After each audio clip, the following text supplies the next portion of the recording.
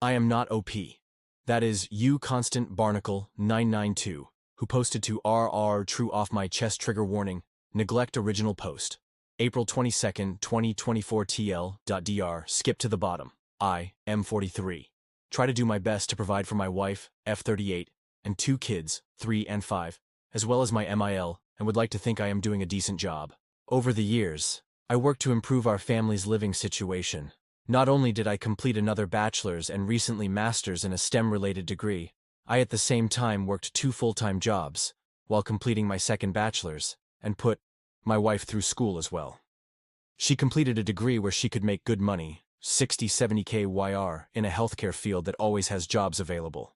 But with the birth of our 2 kids, she has since gave up on her career to be a SAHM, for the time being.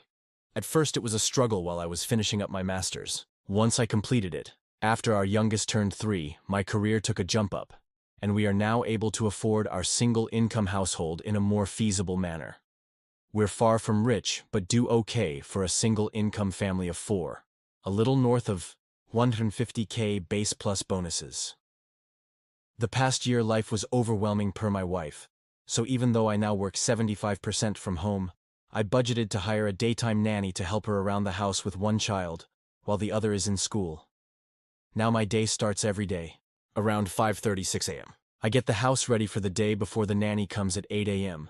I get our oldest up and ready for school, breakfast made, and plan out my day, bring our oldest to drop off, and be home in time to let the nanny in. My most recent task at work has me grounded for the next 2 months, meaning I am now 100% WFH. While this is nice, I am busy in meetings all day as my role manages teams on a global scale, as I oversee projects from my industry. For the past 2 months, I realized my wife, as much as she says her life is stressful at home, starts at 10 a.m. I asked my Emil and nanny if this was always the case after a week or so of WFH, and they both responded more or less.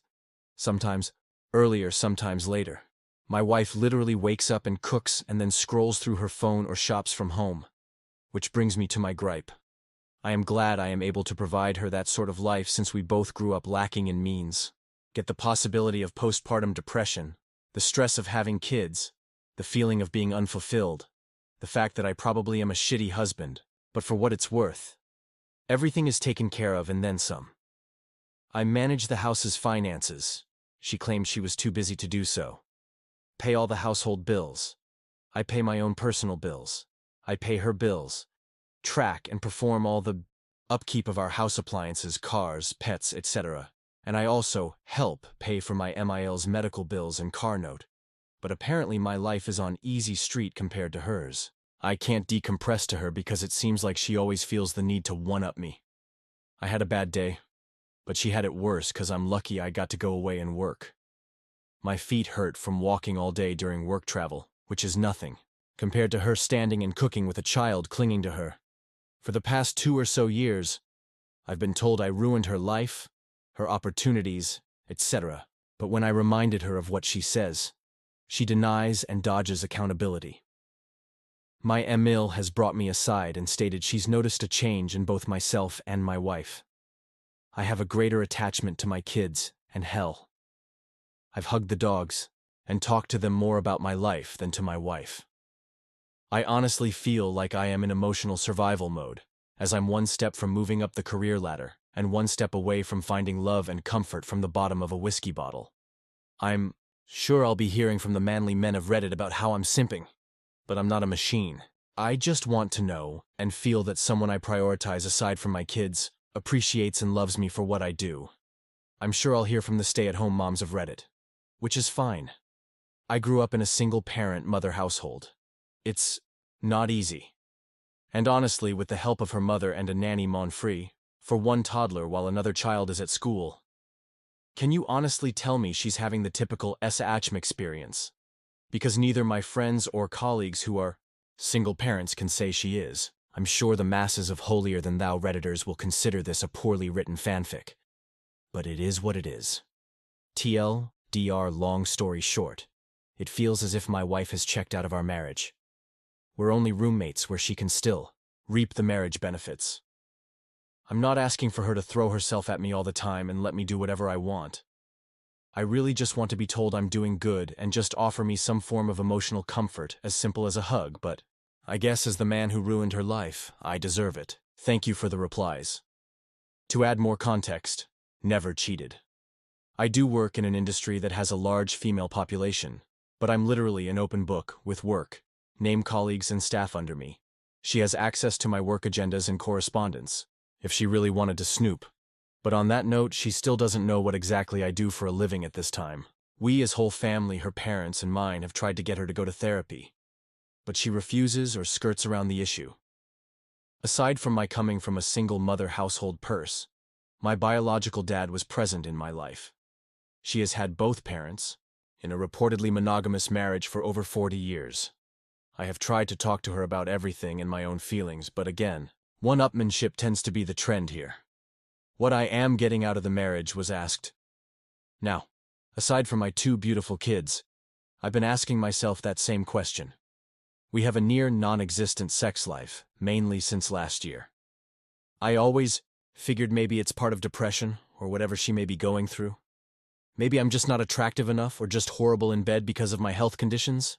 I'm not some supermodel husband, but temptation and opportunity does knock, and I can perform still. But I never give in. Because as cliché as it sounds, I honestly do love my wife and want to only be with her. I'll give credit where credit is. Do as I don't want to sound biased. When I say she wakes up and cooks, she cooks for everyone in the house. Myself, kids, Mill, and even Nanny. Aside from breakfast, she cooks all meals and snacks. I typically fast until lunchtime, and our oldest tends to eat a small, simple breakfast in case they don't like what school serves that morning. She does load both the kids and her laundry, but seldomly folds and puts them up. I typically do. My own and the rest of my clothes I dry clean because they're work clothes. She does keep track of our pantry and fridge. But after she makes the list, I'm the one who goes out and buys everything if not delivered. She does clean our bathrooms and house 50% of the time. The other 50 is done by either MIL or myself or sometime Nanny if she feels like being extra helpful. Prior to Nanny, my MIL was the main help for my wife up until she had unexpected medical needs, so I opted to hire a nanny to help them both, more so when MEL is having treatments and recovering. Update 06 May 2024. Not sure if anyone would read this, but thank you for those who have reached out and chit-chatted. While I know I've kept my newfound friends here updated, I figured I'd just update my post and keep it short. I showed my wife my post the following weekend and she read it and all the comments. Long story short, argument. She left our house to stay with her sister, and I've been a single parent since. It's sad to say, aside from the good nights to our kids, it's all pretty much the same routine. Nothing much else to say other than thank you for all the kind words of encouragement. Just need to add, this post got bigger than I expected from a venting post, but I've responded to a few comments. Nonetheless, thank you for the comments and DMs, and more so for the offers to let me ruin your life, huh? It's been the highlight of my day-night as I sit here drinking with my dog while everyone else is asleep. It feels depressingly sad that I feel that I have to turn to random internet strangers for some sort of validation in my rant. My apologies in advance as I try to keep this as vague as possible. I ruined my wife's life. Again, June 3rd, 2024. I just wanted to update those who have been kind enough to check up via DM and comments. Apologies in advance for the lengthy post. It's a bit of irony and coincidence that I made a follow-up.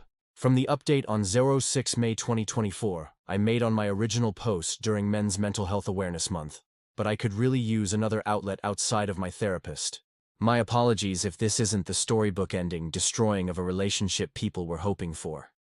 To save you a read, wife left. Came back like nothing happened. She made it about her. Nothing's changed. I'm continuing to be suffering. Mentally knowing nothing will change while trying to keep it together for our kids. Lots of takeout. The day after she packed up and left, my wife attempted to come back and take the kids with her to her sister's. Naturally, I was against this, and thankfully so was her whole family, including said sister. Not only was it not fair to our kids for her to sweep them away into a home that's not theirs, but to put that financial and housing stress on the rest of her family, since she doesn't work, and her sister and her family, husband and 3 kids, stays with their dad in the house they grew up in.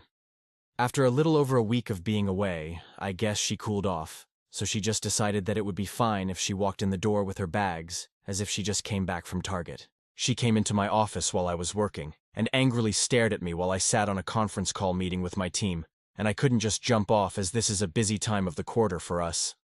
I guess that didn't sit well with her because once I took off my headset and closed my laptop, she started yelling at me about how much I really don't care about her and her well-being overall. At that moment, I couldn't do anything more than look at her and just shake my head. Mother-in-law came in after hearing my wife yelling and pulled her away, telling her to not bother me, while our nanny kept our youngest away from it all on the other side of the house. That night after the kids were put to bed, I sat in my office by myself with a drink, as I have been doing for the past nights, and my wife came in. We talked, we argued, we cried, we drank. One thing led to another, and we were in bed. I wish I could say that was our making up, but the next sobering morning as we laid there, she went on about how hard it was for her the time she was gone. Literally, it was about her struggles staying at her family house in her old room with her dad and sister's family. How lucky I am to be able to stay here and do this and that and buy this or do that and not stress as much as they did. How easy my and everyone else's in our family lives are compared to hers, even though we had similar upbringings. My mind and heart broke that morning. I've been spiraling down since then, and this last week I made another attempt to reconcile and talk things out, but I was met with a shouting match while trying to express my current stress and anxieties with life and work in general. Wife, well, do you know how hard this is all for me? You're supposed to help me be happy. Me. So when it comes to my happiness, stress, needs, and overall well-being, can me get over it, right? Wife, we all have our own problems. You need to figure it out and get over them. I don't know who the woman I am at home with is, but that wasn't the woman I married and vowed to spend my life with and raise our kids together. Since that conversation, I've been noticeably distant with her. I've been sleeping in my office or on the couch or with my kids in their bed after putting either one of them to sleep. Still doesn't change her starting her day at 10 a.m. and sitting on her phone talking to her mom groups between cooking, meals with the kids in both mother-in-law and nanny's care. Nothing has changed, and I doubt that anything will change. Sadly, I think even if we got a divorce, nothing would change or feel different anyway. Since during my wife's leaving, the days seemed like any other day, except with a little more takeout than usual. My main fear there isn't that I wouldn't just lose my wife, I'd lose my kids in the process. So I guess it's sad to say the grand finale to my story, with like a lot of men and some women I've talked to here. I'll just continue to smile and suffer in silence. First off, thank you for all the comments and DMs, some context and clarification since admittingly my post was emotionally charged since I typed it up after another argument. Post-birth. Our kids' pediatrician's office gave my wife those postpartum depression screening forms, and during the time of both, she scored pretty high and was suggested to see a therapist. With our second child, she scored significantly higher, and I should say, I made an effort to get her the help she needs. She refused, so entered mother-in-law and nanny for support. I know what people will say, think, but this is one of the reasons I am not 100% ready to just give up and file our life together away. Also, I know silently suffering in the near and long run of our kids' future will not add to a healthy atmosphere, but neither would a bitter and hate-filled divorce. I know some have compared it to the ripping off a bandage, saying it'll hurt at first, but that pain goes away. But I'd rather try to spare my kids thinking that their parents ended up hating each other because of them, or something along those lines. I've told a few PPL I talked to in DM since my last post, a little more insight on my personal life. Prior to my promotion, I was a PM managing teams and budgets, so out of habit I planned for a lot of what-ifs. That being said, I made a number of contingency plans if sadly things went south. So, yes, I have talked to a lawyer, 3 actually. Know our rights and what each of us are entitled to. Have a draft settlement created and on hold until I feel I need to use it. I know what I want and am willing to offer more than what is fair for our kids' well-being, but also have a plan if we end up going to court. It's 100% on me that I'm suffering in silence, but I'm too stubborn to just give up. So while I am venting, I don't expect anyone to feel sorry for me. I endure it to keep the norm our kids know, ensure my meals treatments go uninterrupted, and of course the hope my wife would finally be open to give therapy a shot and climb together to a better place. Thank you all again. I ruined my wife's life, so I ruined everyone else's too. July 1st, 2024 first and foremost. TLDR. I'm done. Wife said I don't do and am not shit in front of the therapist and family Father's Day dinner. She got served. She mad. She is trying to act perfect, and I'm just waiting while taking care of my family. Kids, my mom, and Mill. Oh well, I'll just ruin everyone else's life too and my family. Secondly, to clear some confusion. I did not get 2 bachelors and a master's while working 2 jobs at the same time as some readers are assuming. Bachelor's number 1 graduated in the early 2000s. Bachelor's number 2 via online years, 2 classes a semester. Later while working 2 full-time jobs. Job number 1, hospital 36-48 schedule. Job number 2, big box store, 32 to 40 air jars, spread out 7 days a week. To pay for both my and my wife's tuition because she decided to go back to school before we had kids. After graduating from Bachelor's number 2 and entering the industry I am in now, I was able to work 1 job and get my master's. So no, I did not get 3 degrees at the same time or in that close succession. And I am surprised that I actually have to spell this out as someone working 2 jobs while going to school. Isn't that uncommon? Or at least that's what I thought. My wife chooses not to work. She does technically have a job. She just barely works it to the point we forget she has a job. As in she worked 1 day 4 or 5 months ago for 8 hours on a Tuesday, kind of barely works. Her job and manager is really supportive, flex PRN model, and gives her a list of days they need coverage, and she can choose to pick up a shift or not. While she can work more, and only does just enough to keep up her license, she complains to our family of her career being on hold for one reason or the other, although she has the opportunity to work more, if she opted to. All things considered, she has an available supportive circle around her for either decision she falls on. Our family, her job and I have made multiple offers and taken many steps to open that door for her to go back to work, i.e., nanny, MEL moved in to help, I work from home, her crazy flex PRN schedule, etc., etc. But here we are. I am, and have, been in therapy for myself already. Aside from what I deal with at home, my work can be very debilitating in regard to my mental health, as well as physical at times. Since I can't find the support I need mentally and physically at home with my wife, I've opted to attend therapy rather than find comfort with someone outside of the home or at the bottom of a bottle. I've tried to express this to my wife, and as mentioned in my previous post, she has a habit of one-upping me, and here we are. My in-laws are still married, given the circumstances in our home.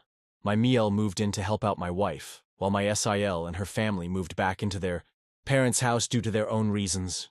SIL and her family can save money while getting back on their feet. And my wife and I benefit from Mill's help, and we can keep a closer eye on her while she undergoes bi-monthly treatments. My wife, by means of questionnaires, is highly suspected to have PPD alongside with a history of symptomatic OCD, ADHD, amongst other ailments that over the years she refused to get evaluated for, or refused to accept results given. I knew what I was getting into, and I love and accepted my wife for these flaws as she did mine at the time. Spare me your "I don't feel sorry for you" or pity.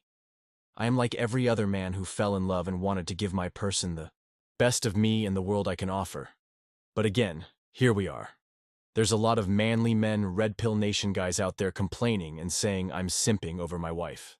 While I respect your own opinions and perspectives, I will outright say, if this situation was only affecting my life, I would have left a long time ago. As one Redditor said in a past comment that stuck to me, I am the kind of person that will take a bullet for his kids. Maybe it's in a different context intended, but to protect my children from any harm physically or mentally, I'll take the proverbial bullet if and as needed. I'd like to think other dads out there would respond to the duty to protect their children, and that's why I endured as much as I have.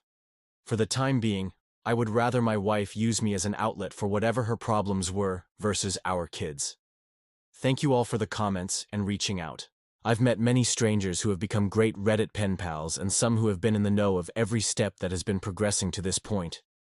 I am surprised at how far this has gone, from other subreddits, other platforms, and even YouTube. Love me, hate me, say it's all fake. No matter where you stand, thank you for all the constructive comments and DMs to check in. Our kids and myself are going to be all right moving forward. Now for the update. The end of an era. This will be shorter than some expected, as really there's not much to say, but just satiate the questions some of you may have had and give people the satisfaction of the "I told you so" moment on Reddit. After a hard push from our family via an intervention, my wife and I finally attempted to go to marriage counseling. I'm sure many of you can guess how well that went. Blame, tears, regrets, gaslighting, with a side of "I am the reason for her life being ruined and horrible." Again. Just this time in front of a licensed therapist instead of Reddit or mom groups. In the end, everything the therapist suggested and noted went over her head and ignored, as it was against the grain of her status quo.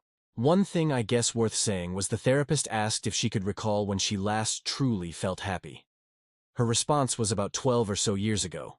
Please note, 12 years ago she was still in her 20s. Childless. Living with her ex. A vastly different time and position in life. I know it's petty of me, but I guess if that's when she was last happy, it wouldn't be that far of a stretch for her to find that happiness again since her ex is in the same apartment, job, and place in life that he was 12 years ago. Which is fine, if that's how you want to live life. I try not to judge, but in my 40s with kids, going clubbing 3 to 4 days a week is not my jam anymore. And of course, I don't want my kids around a mom and company who drowns themselves in White Claws. To add, I know some will ask, I know and can confirm she hasn't physically cheated on me but can't confirm if she did emotionally, if that's the right term. After said therapy session, I checked all her phone records and didn't see anything out of the ordinary, but I also didn't bother to check apps like IG or Snapchat. I know I'm probably boring, but shout out to all the Costco dads whose Sunday Fun Day includes making rounds with kids for samples. The following weekend was Father's Day, and this year, as expected, not that big of a celebration as it is for many dads out there. Our family got together to celebrate with a BBQ and just simple family time, and my wife treated it like any other day. Sleep in, get up, cook, phone, shop, attempt to play with kids, phone. During said family BBQ, my wife said she felt ill, so she sat around most of the day while the rest of the family as a whole made the experience enjoyable. When everything was set up and the family all sat at the table, her parents and sister's family, my mother, our kids, admittingly, it was a great spread, nothing extravagant, but just a great meal for everyone. I was conversing with my brother-in-law about both of our kids' school Father's Day activities, and I assume my wife overheard when I mentioned that it was a little sad to see some kids sit alone without their fathers during the breakfast with Dad event I attended. She blurted out with a laugh loud enough for the whole room to hear, "It's not like you do anything anyway. I could have gone instead." At that moment I was red and at a loss for words, sitting there processing what she said in my head, while the dining room went dead silent. My smile broke the awkwardness, and in response said, "Well, maybe if you feel that way, one of you should divorce the other." My wife looked at my MIL confused that she would respond with that, and laughed mockingly in my direction, and with her hand pointing at me said, "As if another woman would want a man like him? Just look at you." While the room sat silent, I was angry, heartbroken, confused, and embarrassed all at the same time. In manly man fashion, I just nodded my head in silence, stood up, and picked up my keys and got in my truck and drove off to get a drink while trying to ignore the cries of the rest of the family and our kids telling me to stay. I don't know what was said or done while I was out of the house the rest of Sunday because I couldn't bring myself to check our house cameras. But when I returned early Monday morning, the house had a completely different feel. As usual, I woke up around 6, got the house and our oldest ready for school drop-off. Checked emails, checked messages, nothing out of the ordinary. As I was getting dressed to leave, my wife laid in our bed snoring lightly. All I could do was look at her and think of what we had, and now lost. I've decided. I'm done. I can't do this anymore. I texted my lawyer that morning to move forward with serving her.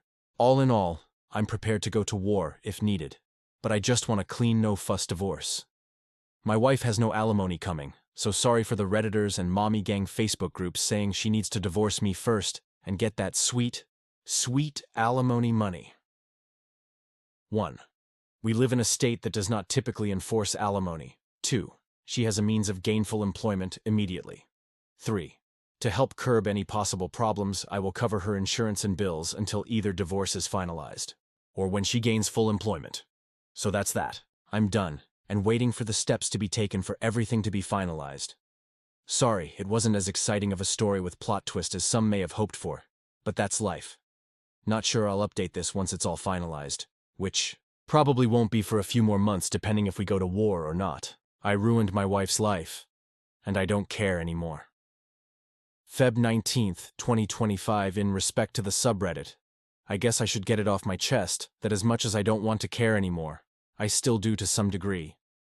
Thank you for all the comments, messages, and to the handful of people who have become Reddit pen pals throughout my journey in this matter. It took some time for me to update as between adjusting to my new life and slowly cutting ties with the past and moving forward for our children, family, and work has been my priority. With that, I wanted to provide an update for those who may have been curious. TLDR, divorced finalized. She took the money and seemed to have spent damn near all of it. Kids are good. Mael is doing good. Promotion, salary increase, and new home to start new life in the new year for me. Over time, taking household items from my house and combining incomes with her BF to make 1/4 of what I make a month for her. Yes, shameless plug. Don't judge me. I am moving on. I have no interest currently in romance and want to primarily focus on our kids. The updates. Since my last update, I've been under the scrutiny of our social circles and labeled every typical toxic man-husband stereotype that Facebook, TikTok, and Instagram has to offer. As much as I hate the saying, I kind of understand the "you know my name but not my story" posts now. With that said, these strangers or alienated family and friends can take their opinions and go FK themselves, because in the end, if our kids are happy, healthy, and flourishing under my toxic household, what's it to you? The more important updates. We're divorced. I have majority custody, and even though my ex is now trying to be the present mother whenever her now busy schedule allows, it is too little too late. My MIL continues to be responding well to treatments, and SIL has now taken over where my ex was supposed to be in helping oversee her care. Post-divorce, I recently moved homes and jobs and accepted the next step forward career-wise, which my company has been kind enough to slowly transition me into the role as leadership understands what I am going through at home. Interestingly, it's amazing how common my story is amongst my colleagues and network. I am sad, happy to say I am now one of the newer members of the Fellowship of Divorce Directors and Execs. As sad as it may sound, it is nice to know that many understand and are willing to offer a high degree of support, advice, assistance, and guidance as needed. The divorce itself was quick, but it still had its sad and angry moments, and many of the people in my camp think my ex got away with robbery. But the fact that I was awarded majority custody and per agreement, have our kids, almost, every day, and know they're safe under my roof is worth every cent. While I had no say or real cares how my ex moved forward with mediation as long as she agreed to terms, I think the biggest slap in the face to me was how she delegated her boyfriend as someone to advise her throughout this process, because his opinion is more important than any lawyer who isn't looking out for my best interest. At this point, the holidays were around the corner, and I didn't want this to disrupt the holidays for our kids and family. While I was prepared to go to court, my ex did not want to diminish her payout, and I just wanted things over and done with. I'll leave out the finer details of the terms, but in exchange for having majority custody and taking care of all expenses related to our children, I would give her that lump sum she was aiming for with no request of child support. On my end, she kept all her tangible possessions, i.e. car, bags, clothes, jewelry. I had to sell the home and split the profits from the sale and foot the bill on taxes. Gave her almost all our joint bank accounts after legal fees, and to top it off laughably, she argued rights to alimony, which she's not getting. As a PSA, don't rely on your legal advice from Facebook groups. In the end, reality sinks in. I'd like to think overall, I'm a simple man. All I wanted to do was get married, have a family, and provide. With that goal in mind, I somehow got into a position where my spouse was able to choose if she wanted to work or not, and not worry about anything outside of our family. How it turned out like this, I can't pinpoint. I'll admit I am a bit oblivious of what I did, but maybe it's my own fault as some PPL stated, and I brought this onto myself. Post-settlement, I ended up downsizing and closed on a smaller but spacious house for the three of us and our dog, with a separate generational suite in our backyard for my MIL to stay, as she wished to stay involved in our kids' care regardless of if I was married to her daughter or not. Honestly, I made sure that addition to the home was available for her because I hoped she would be able and open to help until the kids were a little bit older. For what it's worth, it seems my ex found her happiness. Luxury trips in a short time frame she wanted. Her BF and her move to a bigger place to stay. Luxury high-rise studio, but still no place for our kids to stay. Her BF got his dream car, and a long list of expenses and shopping sprees that kind of benefited our kids, if at all, in any way sprinkled in her social media accounts. She's rocking Cartier while our kids are sporting Carters. My ex came to visit our cute little house to visit our kids and Mill and complimented me on my choice of home and that I was able to keep up the status quo of our home without her. I'm sure many will see the irony in this. I'm not entirely sure her motive or if I'm just reading too deep into it, but she dropped lines about how stressful and expensive their living expenses, rent, utilities, cell internet service and insurance, our groceries are now, and how surprised it costs to feed her, her BF, and whoever the hell else comes to their home. I'm not sure why, but she initially was under the impression the generational suite was meant for her use when she has the time and wants to co-parent. She is even more tired and struggling with her schedule now because she works a total of 48 ADRs a week and forced to work overtime at times, and her BF works. But I didn't dig or care about the details. But I do care that I think she thinks I don't notice that she takes some of our usual household staples and items with her before she left. Mainly bottles of soap she always bought for our home, Sonicare replacement brush heads and other toiletries, a new unopened bottle of the Mountain Valley water from the fridge when she visits, and I may be reading too deep into something again. But sometimes I find some of the Instax pics from the fridge missing. Usually it's just of the kids or Mill and the kids, but a few were of the four of us in the past. Although her White Claw fun takes precedence over their home's Charmin 2-ply supply, I try to be as accommodating as possible so that she can still be involved with our kids, allowing her to drop by our home whenever, if ever, she can. Still work primarily from home so I'm always here, and keeping her in the loop about their activities and such.